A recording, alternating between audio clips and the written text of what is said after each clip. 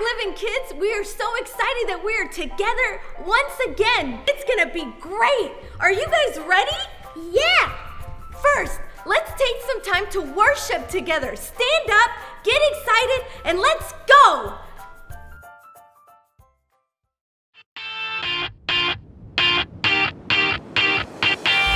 Raindrops rolling off my brim.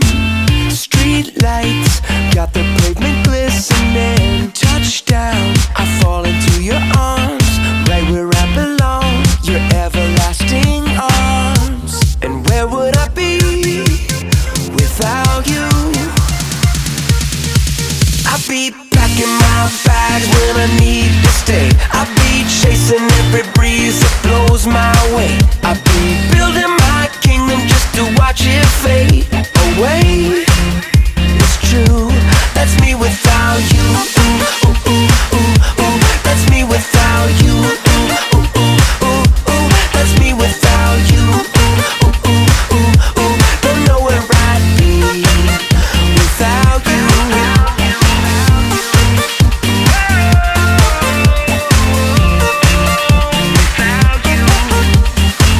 Flashback, stepping through the scene. There's you, and there's a very different me. Touchdown, you had me at believe. You had me at believe you did. And where would I be without you? Without you, I'd be packing my bags when I need to stay. I'd be chasing every breeze that blows my way. I'd be building my kingdom just to watch it fade away. It's true, that's me without you. Ooh, ooh, ooh, ooh, ooh. That's me without you. Ooh, ooh, ooh, ooh, ooh. That's me without you. Ooh, ooh, ooh, ooh, ooh. Don't know where I'd be without you.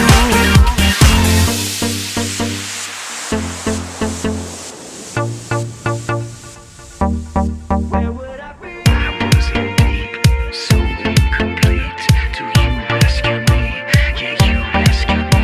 You rescued me. So incomplete, Now you are mine, I am yours. You rescued me, complete. and I am yours forever.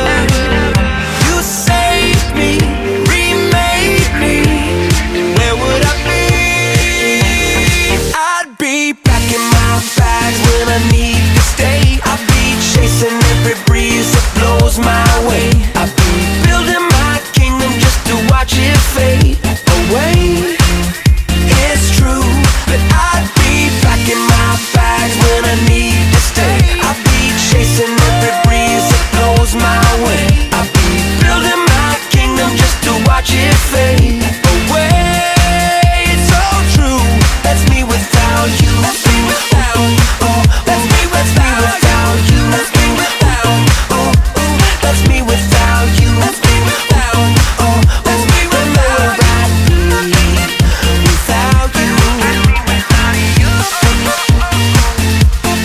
be without you.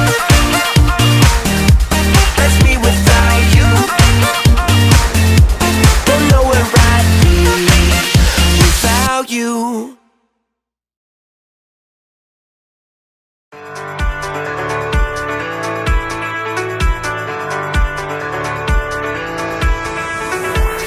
I was lost and could not see. I was searching, you found me. Your love opened my eyes. My heart forever changed. No more standing still, no more going back. Oh, your love is moving me.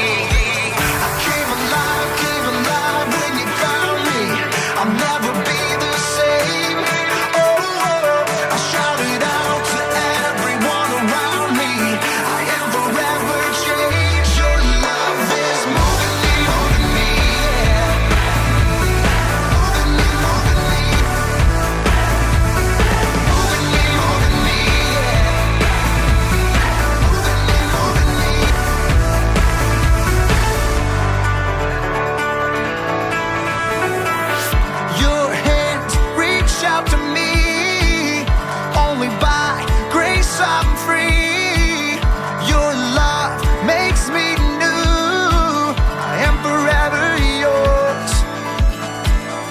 No more standing still, no more going back. Oh, your love is moving me.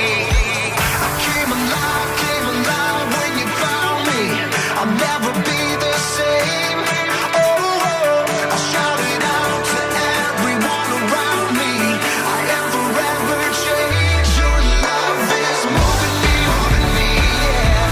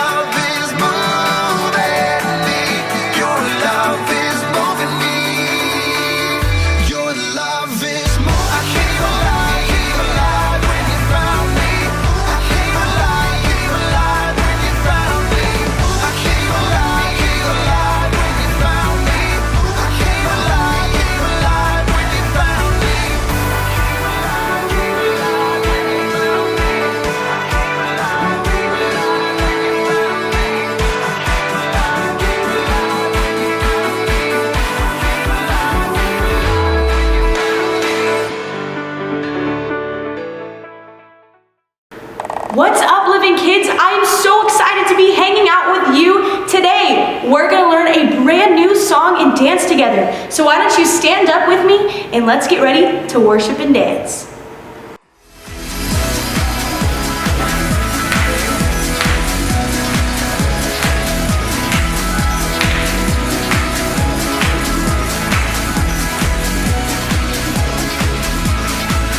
He's the one who makes the sun shine. He's the one who puts the moon in the sky. He's the one who hung the stars one by one.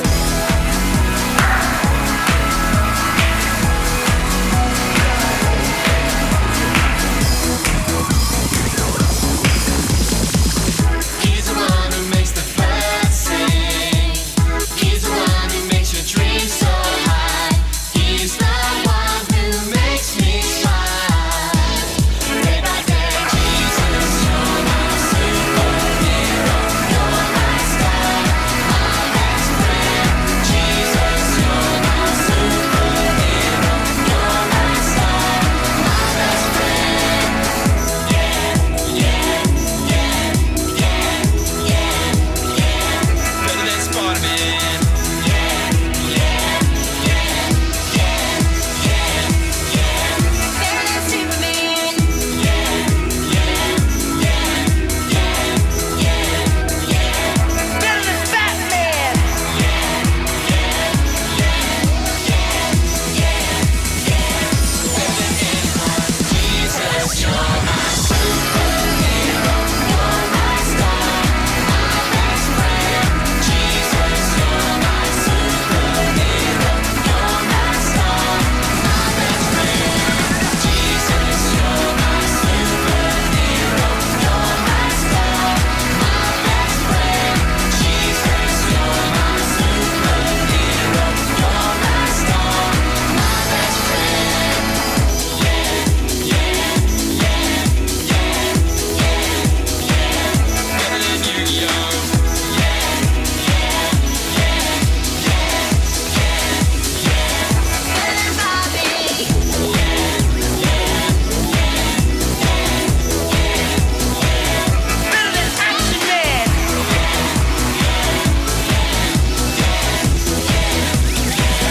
Better than everyone. Jesus, you're my superhero. You're my star, my best friend. Jesus, you're my superhero. You're my star, my best friend.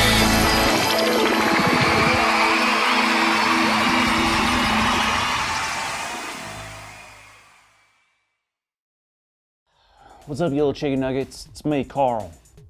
Okay, so today I want to tell you about David and King Saul. And to help tell a story, I'm going to use these two toys. This is actually just a rock, but who cares? You see, David was a cool man, and he was very popular because he did a lot of cool things.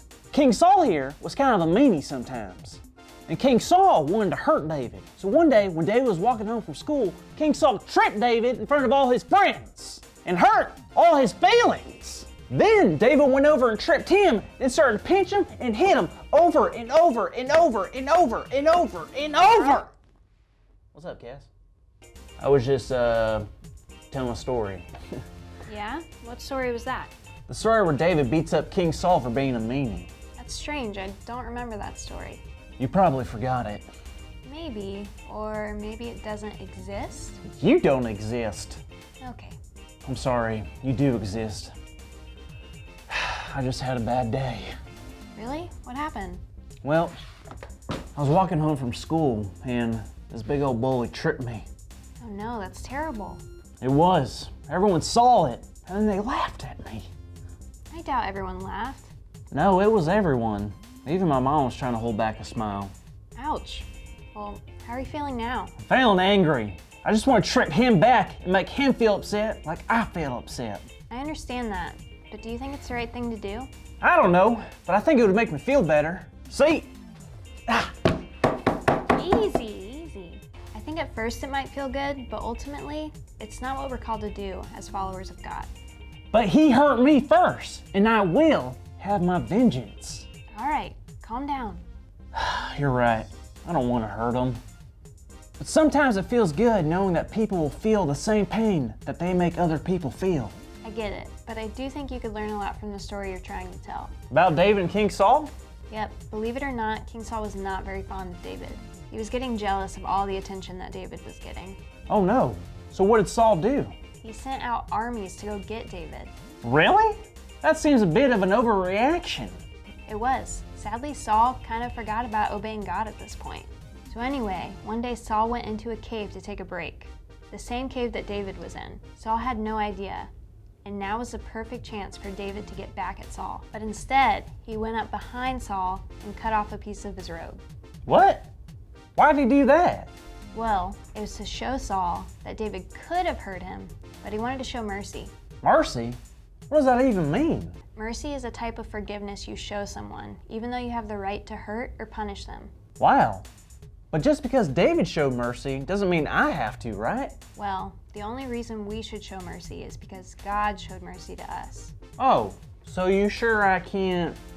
No, Not even a little? no, I'm saying that even if he was real bad, that's not what God wants. so I have to give mercy. Yep. What if I gave it this way? Mercy! What? Mercy, mercy, mercy, mercy, mercy! Silly Carl, that's not how mercy works, and I think you know that. I do. I just know that showing people mercy, it ain't gonna be easy. It isn't, but if we ask God for help, we can show mercy to others. Wait a minute. That's our big idea! Today's big idea is we can show mercy to others. So let's say it out loud on the count of 3. 1, 2, 3. We can show mercy to others! Yes, we can. And that's a big idea. Now, Carl, I'm really happy you decided to show mercy to the person who hurt you. I think God is going to be really proud of you. Yep. I will now forever show mercy to anyone who crosses me. Except Except what? this bag of popcorn. Carl, no! No mercy! See you guys. Hey Living Kids, we're so excited that you're joining us online today.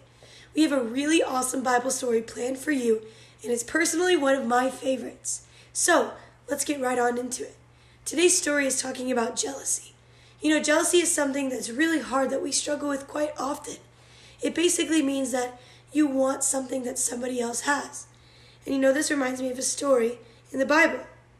It's with King Saul and David. David had served King Saul faithfully. David became a hero when he went up against Goliath and won. He continued to serve God and King Saul, and the people continued to love him more and more. Eventually, Saul started to become jealous of David's popularity. Saul was afraid that people would love David more than him. God was blessing David, and Saul just couldn't take it. He became so jealous that he started to have some crazy thoughts. He was thinking about killing David. One time, Saul asked his son Jonathan to kill David. Jonathan was a friend of David, so he warned David about Saul's plan. David ran and hid while Jonathan tried to talk to his dad. He begged Saul to not kill David because David was a loyal servant, so Saul changed his mind. David came back to King Saul and everything was okay, at least for a while. One day as David was playing his harp for King Saul, Saul got jealous and angry. Like a crazy man, Saul threw his spear and tried to kill David. It was close, but Saul missed. David ran for his life and hid from the king because he was so jealous. He hid in the hills and in the caves, but Saul gathered his men and went after David. As Saul and 3,000 men hunted for David, they decided to take a break just outside of a cave. It just so happened that that was the same cave that David was in. Now this is where the story gets interesting. As David was hiding in the cave, Saul had to, well, the Bible says that he had to relieve himself. So he had to go to the bathroom. That means that he had to use the restroom. So Saul walked into the cave for some privacy, but he didn't know that David was hiding in that exact cave. This was David's chance. He could sneak up and kill Saul. That would end his fight once and for all. That was David's chance to get revenge to the crazy king. As Saul was doing his business, David snuck up behind him and without making a sound, but instead of killing King Saul, David cut off the corner of his coat. Then he snuck back into his hiding spot and waited for King Saul to leave the cave. After Saul left, David came out and began to speak. He listened to the words he said to Saul. This day you have seen with your own eyes how the Lord delivered you into my hands into the cave. Some urged me to kill you, but I spared you. I said, I will lift my hand against my master because he is the Lord's anointed. See, my father, look at this piece of your robe in my hand. I cut off the corner of your robe, but did not kill you. Now understand and recognize that I am not guilty of wrongdoing or rebellion. I have not wronged you, but you are hunting me down and trying to take my life. May the Lord judge between me and you, and may the Lord avenge the wrongs you have done. But my hand will not touch you. As the old saying goes, from evildoers become evil deeds. So my hand will not touch you. David could have had his revenge in that cave against King Saul, but he decided to not let jealousy get the best of him. And every day in our lives, we should have the same treatment towards other people, of not having revenge because we are jealous of an accomplishment that another person has. So, as you go into your week and to the rest of the year, make sure that you check your heart and make sure that you are not jealous of other people's doings, because truly, at the end of the day, God blesses us for what we do. I love you so much, living kids. Have a great week. Bye. The Miracle of Mercy. David and Saul. This is David. Hey. David was a shepherd who lived in Israel.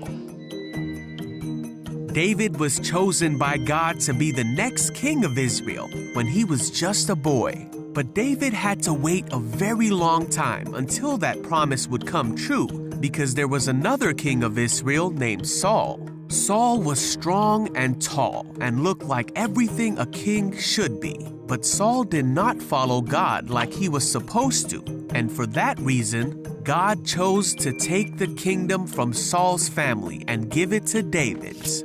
David became a great warrior. And everyone in the kingdom loved David.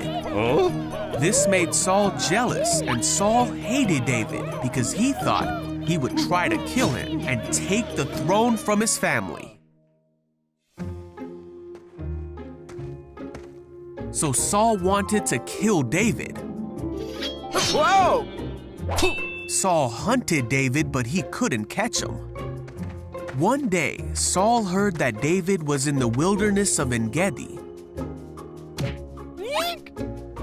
So Saul gathered 3,000 of his skilled fighters and went to find and kill David. During Saul's search for David, he went in a cave to relieve himself.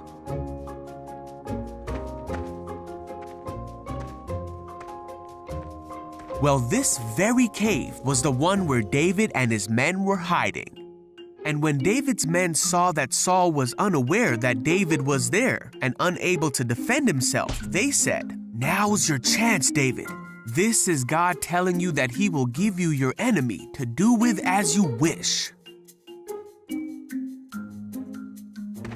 So David crept forward and cut off a piece of Saul's robe.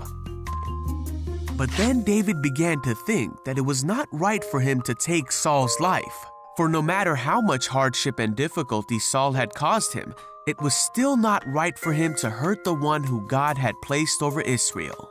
So David told his men to back off, and he did not let them kill King Saul. They waited until after Saul had left the cave. And then David ran out of the cave and shouted after Saul, "My king! Why do you listen to people who say I am trying to harm you? Look, I cut it off, but I didn't kill you. This proves that I am not trying to harm you and that I have not sinned against you, even though you've been hunting me." David went on to promise that he would never harm Saul. David said that God would be the one to protect David and to rescue him from Saul's power. Saul said, "Is that really you, David?" And he began to cry. Saul said, "You are a better man than I. You have been amazingly kind to me today, for when God put me in a place where you could have killed me, you didn't do it. Who else would have done this? And now I realize that you are surely going to be king, and the kingdom of Israel will flourish under your rule. But promise me that when that happens, you will not kill my family." So David promised that he would not hurt Saul's family, and they left each other in peace. Now Saul continued to cause difficulty in David's life. But David kept his promise, and in time, David did become king of Israel. David was dearly loved by God, and Israel did flourish under his rule because David did everything that God wanted him to do, and he was a man after God's own heart.